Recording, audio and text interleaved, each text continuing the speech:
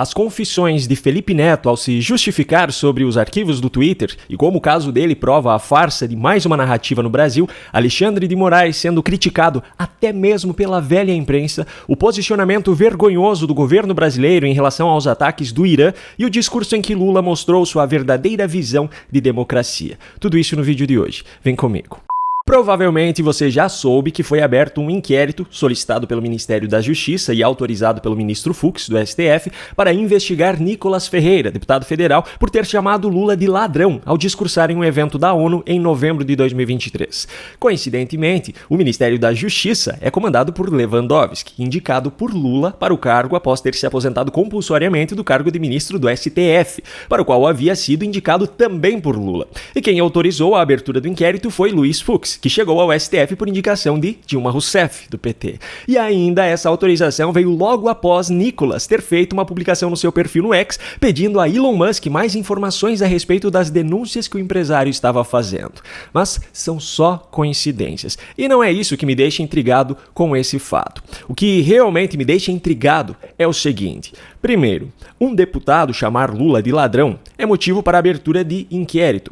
Mas Lula chamar incansavelmente Bolsonaro de genocida, por exemplo, mesmo com o próprio Lula admitindo que ele não espera que haja uma tipificação para que ele use esse termo, não é motivo para a abertura de inquérito. E esse, aliás, é apenas um dos termos usados por Lula para atacar os seus adversários. Segundo, e ainda pior, Nicolas ter chamado Lula de ladrão é motivo para a abertura de inquérito. Mas quando coisas muito piores foram ditas sobre Lula, por aquele que hoje é o queridinho de Lula, mas na época não era, isso até hoje não levou à abertura de um inquérito. Um chimpanzé na presidência hoje seria melhor. E é isso. Cadeia nesse corrupto chamado Lula, nesse safado, nesse ladrão, nesse delinquente desgraçado que afundou o nosso país. Por que será que hoje não há nenhum interesse em investigar Felipe Neto por suas falas? Será que é porque ele integra o grupo de trabalho para combater o discurso de ódio e a farsa dessa narrativa ficaria muito mais exposta ainda caso isso fosse investigado?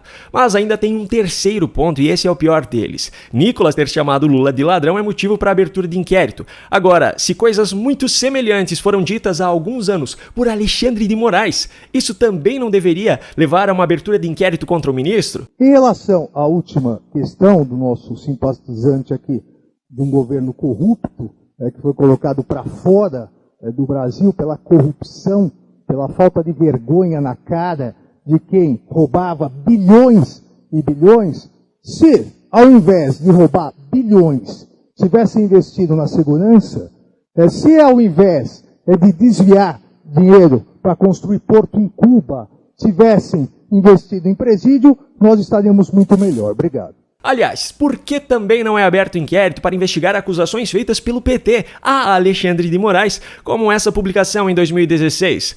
Porque, dentre todos esses fatos, apenas o de Nicolas Ferreira precisa ser investigado. Bom, já que estamos falando sobre farsas e hipocrisias, eu preciso mostrar aqui também as explicações dadas por Felipe Neto em entrevistas após a publicação do Twitter Files 2.0, que expôs a atuação de Felipe nas tentativas de censura, principalmente de Alan dos Santos. Se você não sabe do que eu estou falando, tem um vídeo da semana passada aqui no canal em que eu explico tudo isso. Em entrevista à UOL, que claramente milita e muito em favor da esquerda, Felipe Neto distorceu os fatos, mudando o foco das acusações a respeito dele, alegando que esse foco seria na reunião que, segundo ele, não aconteceu.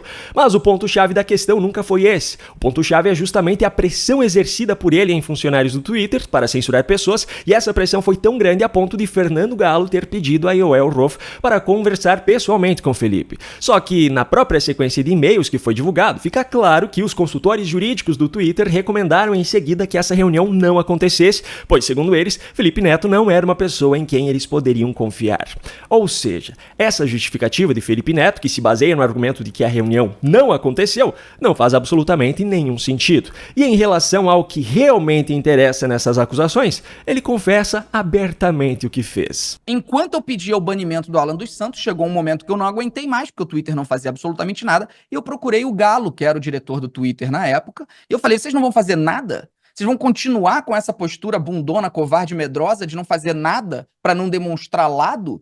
contra esse fascismo absoluto que está acontecendo, e o Twitter simplesmente olhou para o que eu falei, ele analisou lá com o pessoal da gringa e retornou falando que eles não iam fazer nada. E eu cortei minhas relações com o Galo a partir de então. Então esse é o resumo da história. E tem mais, Felipe ainda diz que faz parte da ética humana combater essa gente. Então, combater essa gente é simplesmente ético. Ô, Felipe, faz parte da ética humana combater, e foi isso que eu fiz. Agora eu pergunto, não é exatamente o mesmo tipo de discurso do nazismo? Aliás, não apenas o discurso, a estratégia de manipular os fatos e criar narrativas conspiratórias para colocar as massas contra determinadas pessoas ou determinados grupos de pessoas também se assemelha muito ao nazismo. Nessa mesma entrevista ao UOL, Felipe usou uma das narrativas conspiratórias que estão sendo usadas agora pela esquerda para justificar aquilo que eles chamam de ataques de Elon Musk à soberania do Brasil. O Elon Musk botou todas as suas bazucas para cá para tentar impedir que o Brasil legisle, crie aqui o que fez a Europa lá. Esse é o objetivo. Não tem nada a ver com lítio, não tem nada a ver com a empresa da China ter entrado aqui com carros elétricos. Gente, não tem nada a ver com isso. É interesse de uma agenda da extrema-direita global que vem se expandindo pelo mundo e que vem se encontrando abertamente. Agenda de extrema-direita global. Exatamente o mesmo discurso de Lula. Sim, do mesmo Lula que até pouco tempo atrás Felipe falava isso. Cadeia nesse corrupto chamado Lula, nesse safado, nesse ladrão, nesse delinquente desgraçado que afundou o nosso país. Mas Felipe pode. Quando sai da boca de Felipe, não é motivo para abertura de inquérito. Tanto que Felipe, que tanto combate o discurso de ódio no Brasil e agora no mundo, usa da mesma delicadeza para falar de Elon Musk. Então é de uma canalice, é de uma falta de vergonha na cara ele atacar apenas o Brasil e não os outros países, que mostra como ele age apenas pelos próprios interesses. Qual é esse interesse dele com o Brasil? A disseminação de uma agenda de extrema-direita global. Agora, ainda dentro do contexto e de toda essa história, que tem como personagens principais hoje Elon Musk e Alexandre de Moraes, o autoritarismo no Brasil não apenas tem feito com que jornalistas e personalidades no mundo todo estejam falando sobre isso, como agora até mesmo a velha imprensa brasileira, aqueles dos quais nunca esperamos ver isso, já está dando nome aos bois. A Folha de São Paulo trouxe uma matéria de opinião, mas não opinião de um jornalista, a opinião da Folha, dizendo que a censura promovida por Moraes tende a acabar.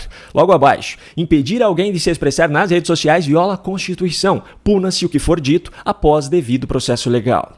Quem também fez publicação nesse sentido foi o Estadão, que em matéria com a opinião do jornal, trouxe argumentos como, ao contrário do que parecem pensar alguns ministros do Supremo Tribunal Federal, criticar instituições democráticas não é necessariamente atacá-las ou ameaçá-las. Tampouco exigir sua autocontenção é ser extremista. E demandar que atuem conforme a lei não é deslegitimá-las. Agora eu vou ler a matéria do G1. Não, brincadeira, não tem matéria da Globo criticando o Supremo. Esperar algo assim da Globo de hoje já seria demais, né? Brincadeira tem limite. Mas já que eu estou falando sobre matérias que mostram o posicionamento de determinadas empresas, eu preciso mostrar também a nota oficial que mostra o posicionamento do governo brasileiro em relação ao ataque feito pelo Irã a Israel nesse último final de semana. Caso você não tenha acompanhado as notícias, basicamente o que aconteceu foi que no sábado o Irã lançou inúmeros mísseis e drones em um ataque a Israel. Cerca de 99% desses mísseis e drones foram interceptados ainda no ar pelo eficiente sistema de defesa de Israel, que possui uma das maiores inteligências militares do mundo. Mas esse ataque leva à possibilidade de uma escalada nos conflitos que poderia ir muito além do Oriente Médio. Bom, após o acontecimento, o Ministério das Relações Exteriores do governo Lula publicou uma nota com o seu posicionamento em relação ao ataque, e um posicionamento vergonhoso. O governo não apenas não condenou o ataque iraniano, como fez ainda pior. Acompanhe comigo os 2 primeiros parágrafos do texto. O governo brasileiro acompanha com grave preocupação relatos de envio de drones e mísseis do Irã em direção a Israel, deixando em alerta países vizinhos como Jordânia e Síria. Desde o início do conflito em curso na faixa de Gaza, o governo brasileiro vem alertando sobre o potencial destrutivo do alastramento das hostilidades à Cisjordânia e para outros países, como Líbano, Síria, Iêmen e agora o Irã. Traduzindo, o governo Lula praticamente obviamente culpa Israel pelo ataque iraniano, por conta das hostilidades a outros países. E toda essa história fica ainda mais ridícula se analisarmos que o governo Lula, sempre se posicionando contra Israel, independente de qual seja o contexto, acaba apoiando ditaduras ultraconservadoras, como é o caso do Irã. Isso sim é ultraconservadorismo religioso, muito, mas muito diferente daquilo que a esquerda chama hoje de extrema-direita ou ultradireita, na tentativa de desmoralizar os seus adversários. Já que eu estou falando sobre as incoerências e absurdos do governo, já trago aqui o último assunto do vídeo, que é o próprio Lula. No vídeo de sábado, eu já comentei sobre um discurso feito por Lula na sexta-feira, mas ainda teve mais um evento que ele participou, também na sexta, um pouco mais tarde, e é isso que eu vou mostrar agora. Lula discursou na cerimônia de inauguração da nova sede da Anfavea, a Associação Nacional dos Fabricantes de Veículos Automotores. E o primeiro trecho que eu destaco aqui já é uma demonstração clara daquilo que Lula considera como democracia. Que saudade que eu tenho quando a política ela ficava na disputa entre o PT e o PSDB, como era democrático esse país, como a gente era civilizado, a gente nem sabia. Agora que a gente está descobrindo.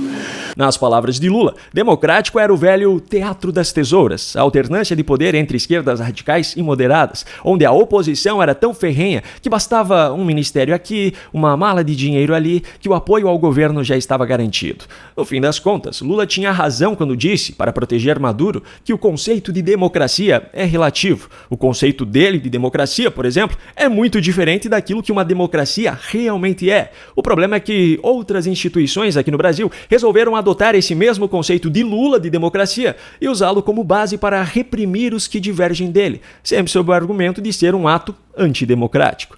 Bom, outro trecho do discurso dele, que eu separei aqui, é uma demonstração da sua velha negação da realidade. Eu não consigo entender, porque quando eu deixei a presidência, a última conversa que eu tive com a Anfávia era que a gente ia, em 2015, estar produzindo 6 milhões de carros. Eu estou em 2025 e nós estamos produzindo quase metade daquilo que a gente produzia em 2010. Quem errou? Quem errou? Foi vocês que desconfiaram do Brasil ou foi o Brasil que deixou fazer aquilo que deveria ser feito?